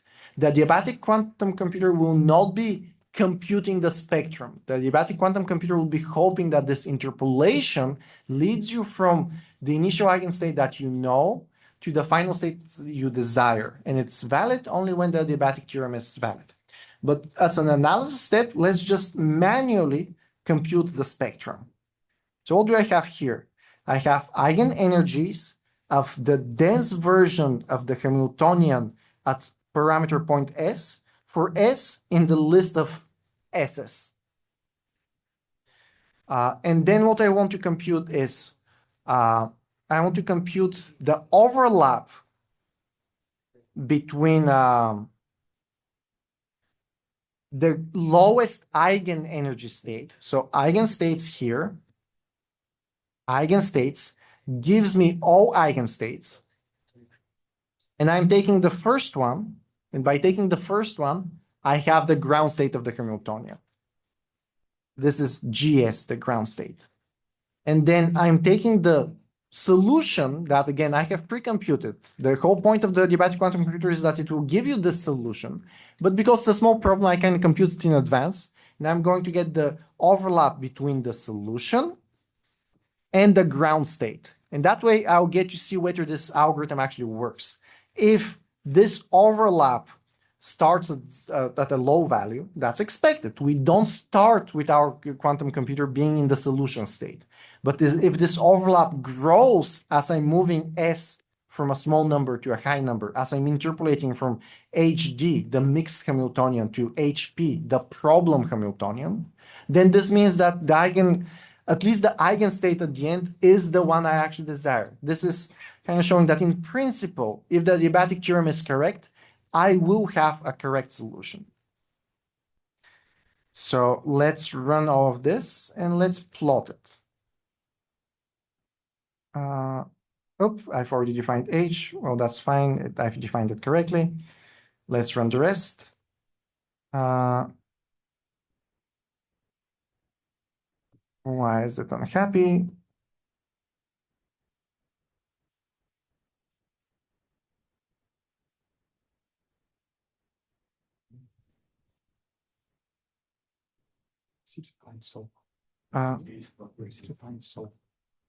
Let's just see the, oh, thank you. H is indeed left over from the previous time I was running this. So I'll call this HF for the H function. HF, thank you.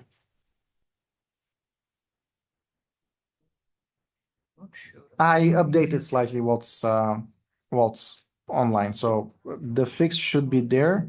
Why is it not working now? Here, there's a third place where I'm using H and I haven't used the correct name, HF, the function H. So let's do this once again, and now it should work. Oh, so is not defined. So let me get you so as well. So what is so? It's the bit ket that is the solution. And what is the solution? The solution is 101. The solution when we're running this brute force enumeration, we saw that it's 101. So let's do solution is equal to bit ket, the binary number 101. Let me just double check in my notes that I'm not getting this wrong. Oh, it's like this. It's the solution is this guy. So the solution is this ket corresponding to all of the population being in state 101, the third basis state. And finally, now that HF and the solution object are defined, let's run this again and let's plot it. I just want to plot the overlap. And you see that when, let's plot it as the s-axis being SS. You can see where when S is equal to 0, the overlap between our desired state, the solution state, and our actual state is very small. Our actual state is a superposition of all possible bit strings. So it's not surprising that if we pick only one of those bit strings, the overlap would be very small. But you see that as we interpolate, the ground state of the interpolated Hamiltonian becomes closer and closer to the solution state. And that's by construction. We constructed a Hamiltonian for which we have these constraints that are obeyed, leading to low energy only by the solution of the satisfiability problem. But this is still not a simulation of the actual evolution of the adiabatic computer. We just computed explicitly the eigenvalues and the eigenstates. We didn't verify that the adiabatic theorem is actually correct, that if we simulate the time evolution of this Hamiltonian, we'll have the same result. Let's do that now. Questions up to here? I remember how slow we do. The depends on how close are the states. So how do we understand like the Hamiltonian? Like how do we understand what should be the range for S or how slow we should? Well, let's indeed plot all the eigenvalues. I won't be plotting only the here I plotted the overlap with the desired state, but let's now plot actually the eigenenergies. The eigenenergies as a function of S. So let me get this actually pre-computed for you.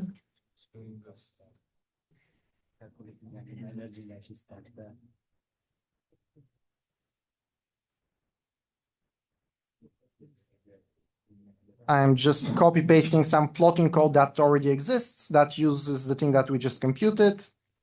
I'm making a figure and first I have the spectrum, so the energies, exactly what you asked for. In the first axis of the figure, in the first plot of the figure, I'll be plotting all of the energies as a function of S, not just the ground energy. And then in the second axis, I'll be plotting what we just had, the overlap. And I'll delete the third axis for the moment. Let's just plot this and see what it gives us.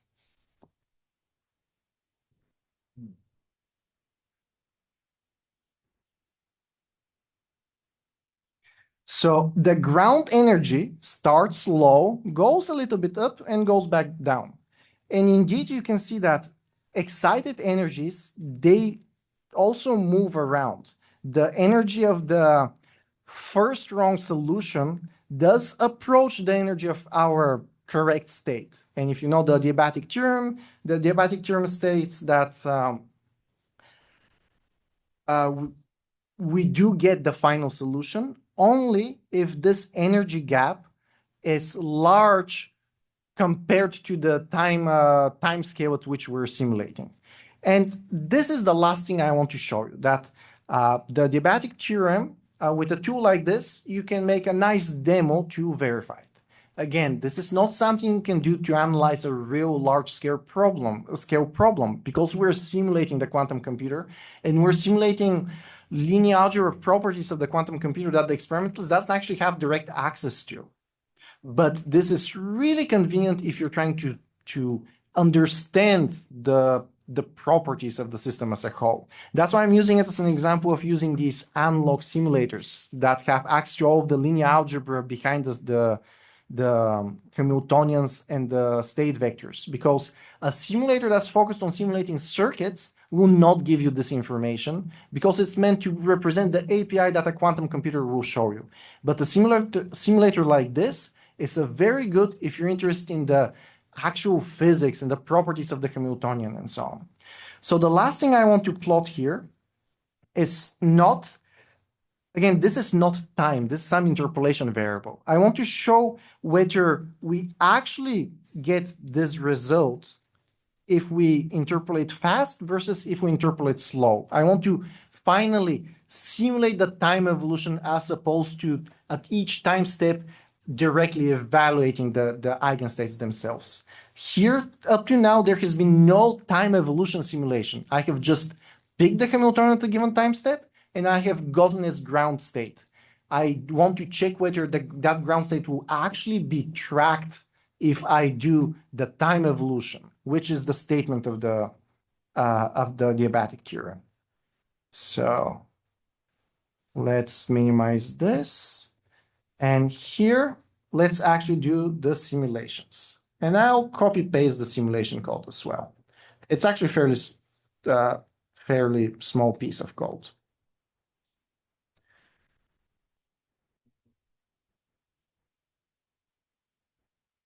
So psi 0 is that initial state that is easy to find. It's the spin up plus spin down. This is the plus state.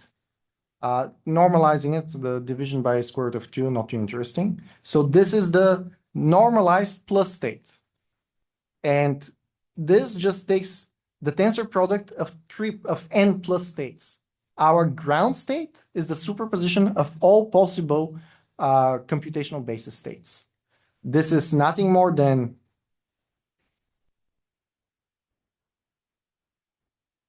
which is also equal to 0, 0, 0 plus 0, 0, 0, 1 plus 0, 0, 1, 1, 0 plus so on up until 1, 1, 1. This is our initial state. It's a ground state of the vector of the Hamiltonian we're starting with. And then all we're doing here is we're making the time span to be from 0 to a parameter will be varying. We'll do something very fast and we'll do something very slow. I need to fix this. This needs to be HF. I had renamed it. And our Hamiltonian now will be time dependent. It's not dependent on some parameter S. Now it's dependent on time. And it will, the interpolation will either happen for times going from 0 to 1, or it will happen from time going from 0 to 100. So this will be the slow one, and this will be the fast one. And we'll just do the Schrödinger evolution with a time-dependent Hamiltonian. And we're saving the result we're saving is just, again, the overlap between the solution that we kind of know and have hard-coded because we have already the small problem for which we can easily find the solution by hand, and the actual state. So this better be thing that starts as a small number and becomes a number very close to 1. If that's not true, then the adiabatic theorem is broken. So let's run these 4 different simulations. Why is it unhappy? Oh, I haven't defined H0. I just wrote H0, but sorry, size 0, but haven't actually executed it to define it. And let's do this again. And while we're running these 4 simulations, let me copy the last piece of plotting. The last piece of plotting is adding a third axis, which is these 4 different trajectories. And it will be an axis. It will be a plot very similar to this plot, but now instead of forcing us to have the actual eigenstates, we'll have the states as obtained through tracking, through interpolating the Hamiltonians. And only if the adiabatic theorem is correct will we have the exact same result. So let's make this plot.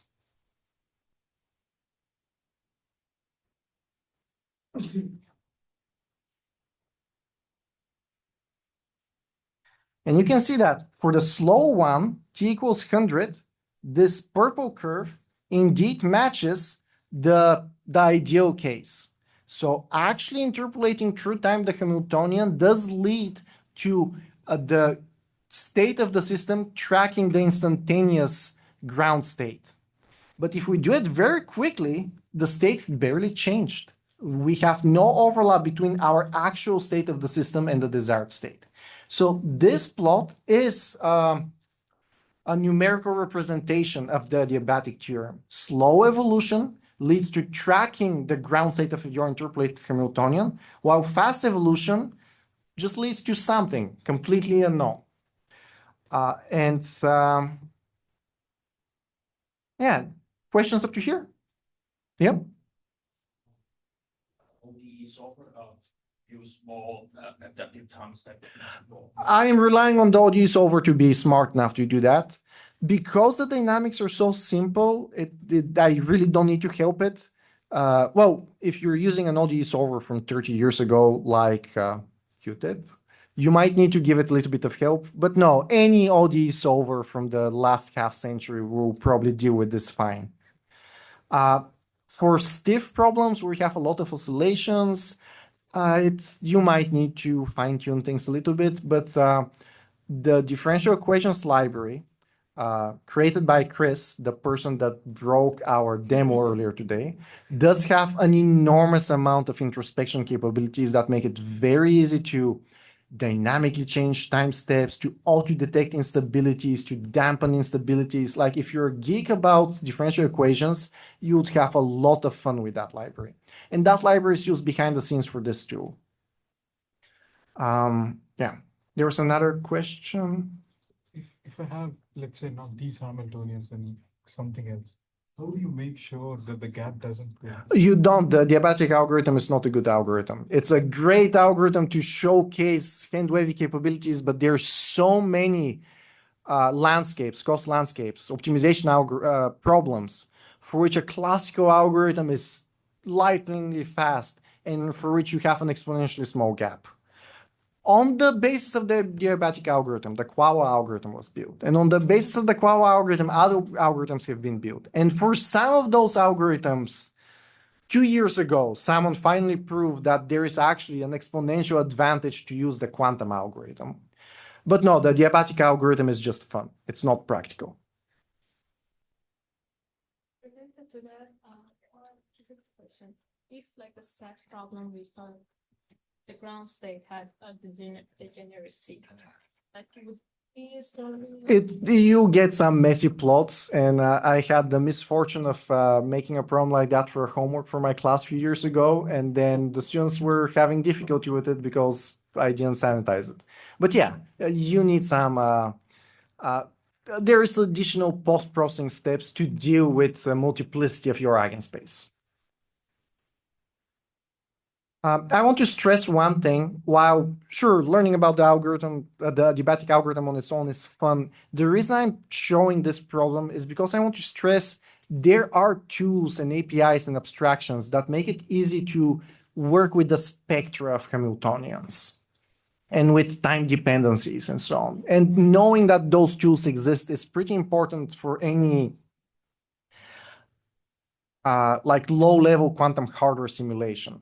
And these two hands-on exercises were really a way to show you the two most important set of toolings you have. The various forms of solvers, and in particular the Monte Carlo solver that's really underused and really a superpower if you're comfortable using it, especially the situation in which you use only the main trajectory. So these are the solver side of the coin. And then the eigenspace analysis, the spectral analysis side of the coin. There's so many tools that out of the box you can use to do a lot of intricate analysis without needing to write off your linear algebra by hand. The value of quantum optics, Q-tip, dynamic, quantum toolbox, and so on, is that they provide this domain-specific API over fairly intricate solvers in linear algebra routines. So just be aware that they exist, and you don't need to use this tool. There are many tools of similar capabilities, but when you're picking that tool, judge whether it has these capabilities. If you pick something like Qiskit, maybe it's a good simulator for quantum circuits, but it's not a tool in which you can naturally and easily introspect the linear algebra properties of these quantum objects you're working with. And that was the main reason I had all of these examples. With this, we're just at time for dinner, so I'll stay around for more questions, but otherwise feel free to head out. For the evening session, we'll be doing Clifford circuit simulations, and we'll be explaining how the stabilizer method works and how it lets you model systems of thousands of qubits on a small classical computer.